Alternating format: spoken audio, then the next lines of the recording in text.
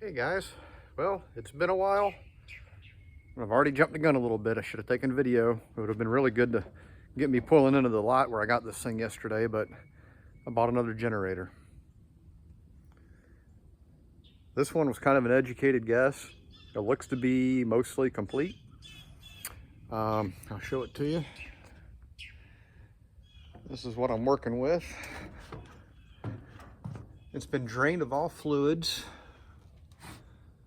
And when I got it, the gas cap was off, and the guy at this particular yard told me that a lot of the fuel filters, or I'm sorry, not fuel, but oil filters, had the, just had a screwdriver poked a hole in it to drain the fluid out of the filter, so we removed filters. I have already put oil and a filter on. Put a little over 3 quarts of Rotella, 15 something. 1540 in it. But this unit has more hours on it. It's got a little over 2,000 hours. So we'll see how she does. So I got my batteries from my other generator. I'm going to put those in it. And first I'm going to crank it a little bit. Well, actually I could probably just crank this thing, because it's going to help prime the fuel system, because it's been drained of fuel as well.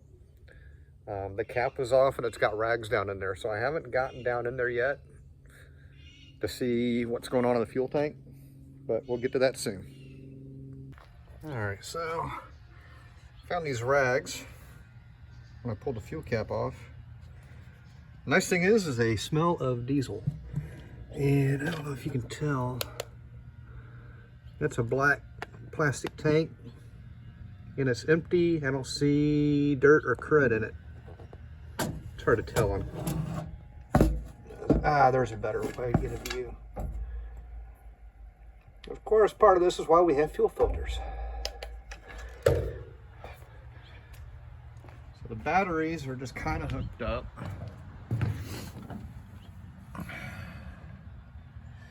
Something here, it's on normal.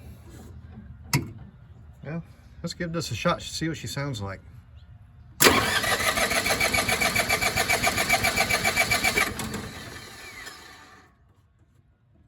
Well, she turns over good. Put it back down to normal. She needs a cleaning. Now something we can check. I'm kind of curious. It's almost like these gauges had water in them. A few of them did, but not all of them. So I'm wondering what this white stuff is. And then this one's got what looks like regular dirt. Is that desert dirt? Panel lights. One panel light comes on.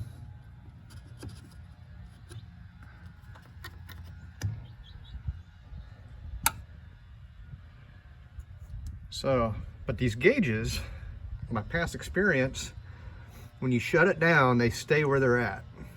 So this tells me that it was run up to 135 degrees, granted 20 PSI oil pressure. Yeah, wonder what kind of oil they had in it. And almost a full tank, so let's see what we get. Okay, fuel pump is kicking on, and the gauges went down. I like that. Well, I guess it's time to go get some fuel. I'll put some diesel in this thing and give her a crank. All right.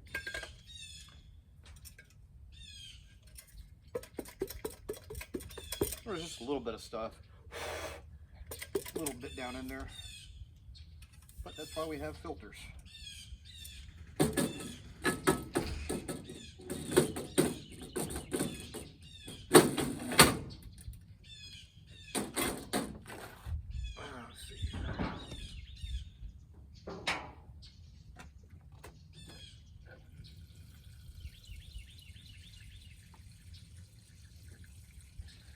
Put in a couple of gallons of diesel. Not going to go overboard just in case I start seeing something leaking out. I don't waste all of it. And if I don't use it all in this generator, I've got tractor and other generator diesel car. I got enough things that run off of diesel to use this stuff up.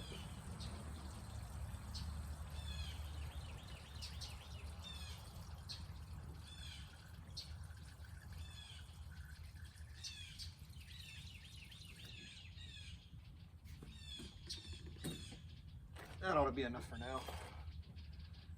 Put my little vent plug back in.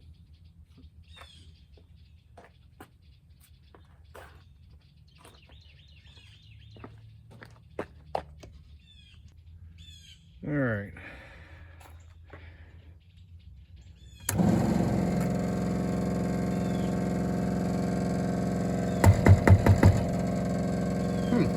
Fuel gauge is kind of bouncy.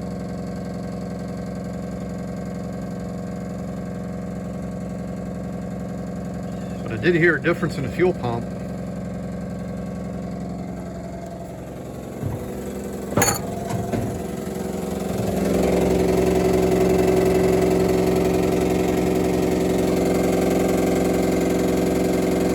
I don't actively see fuel leaking. The engine's just dirty enough that it's hard to tell.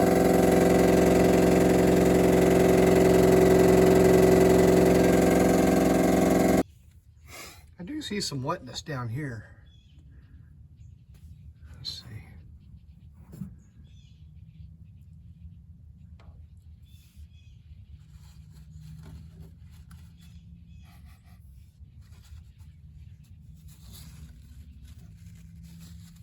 This.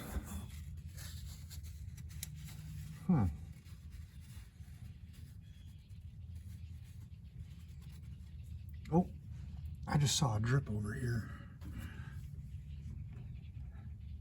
Question is where the heck is it coming from?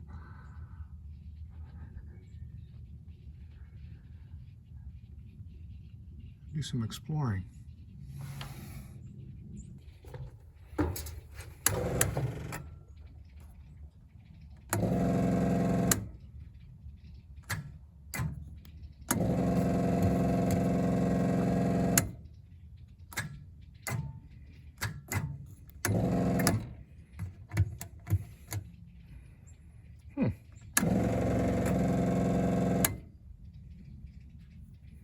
No fuel.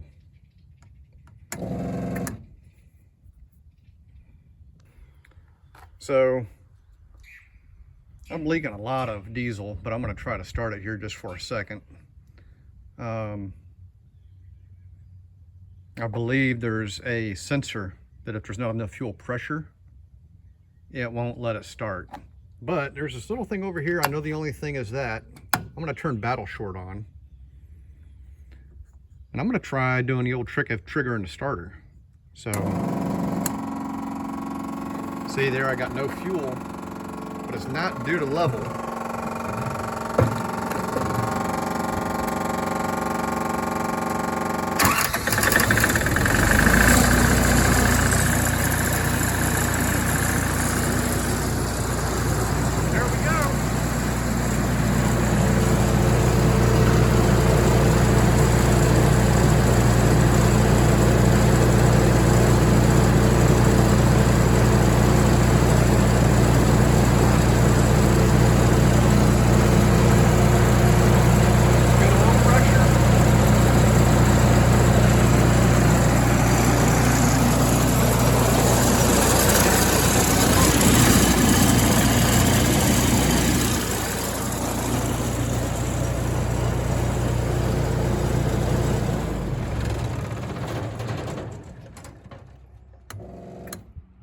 Yep.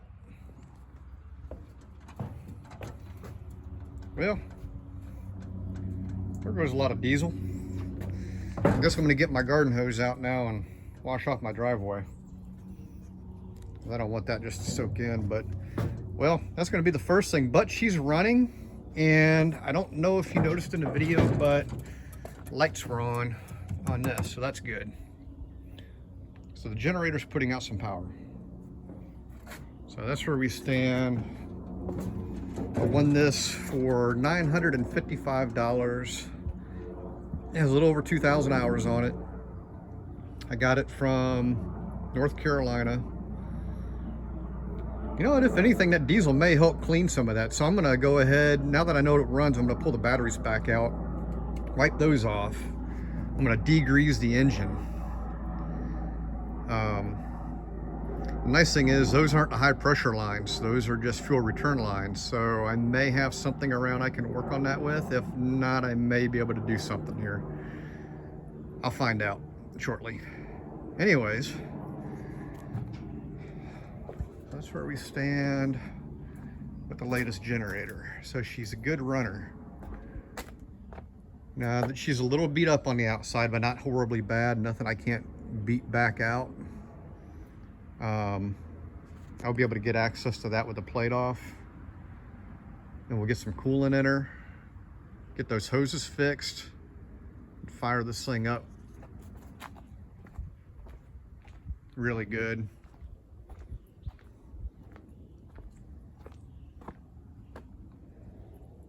Yeah, not bad so far. All right, got a little bit of progress. I went to the hardware store. So a lot of stuff on these things can be metric, but I took, yeah, I also did some cleanup in here. It looks a whole lot better than what it did before. Took the batteries out, removed the trays, spent probably over an hour cleaning this thing.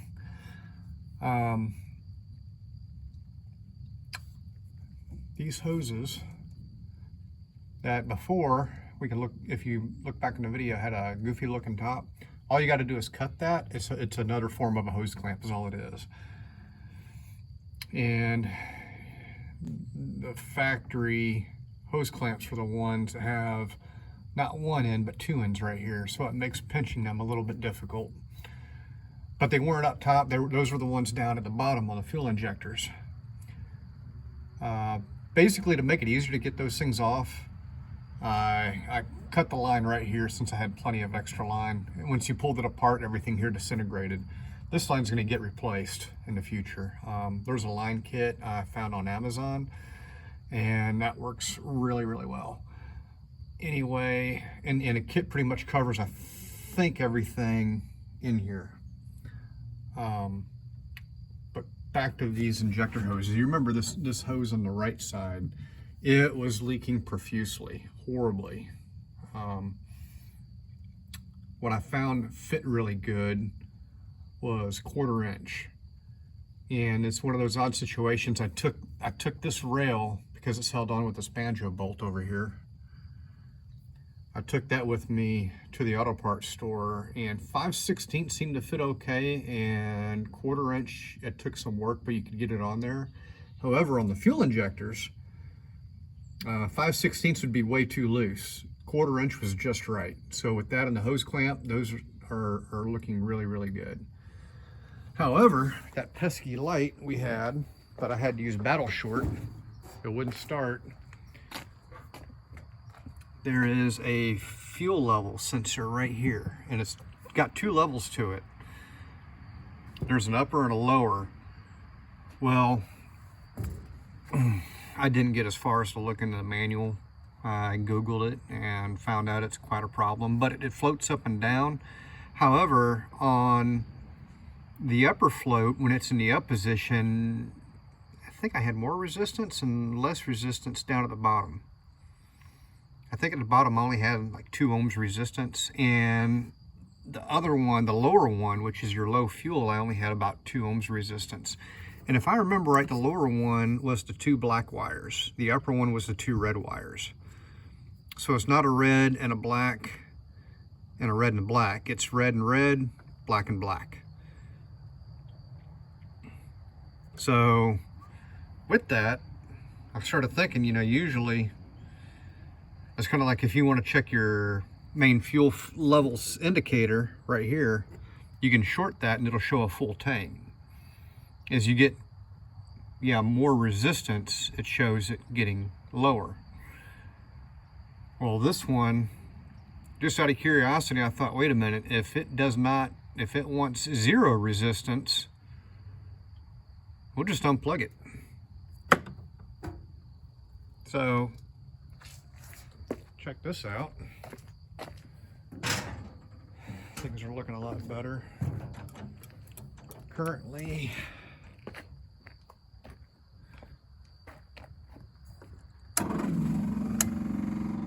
and I did run this. I cheated. I forgot I was supposed to be videoing. So see, it's up a little over 160 on temp. Everything's running really good.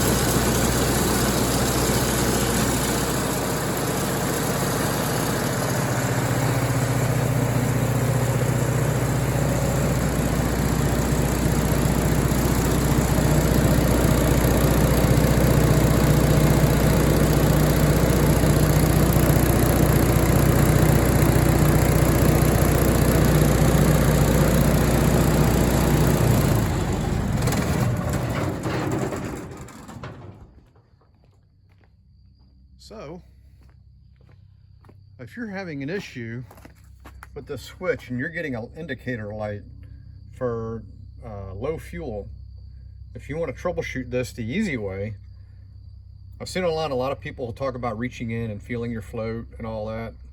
Yeah, that's fine. You feel your lower one. However, the float in mine feels just fine, and it's floating. It's not on the bottom. But a very quick thing, once you pull this panel off, just unplug it, and if she fires up, guess what? You got a bad fuel float switch. And if you're able to stay on top of things and you're not afraid of it, you could just leave it like that. But I'll look online, see what it costs to replace that.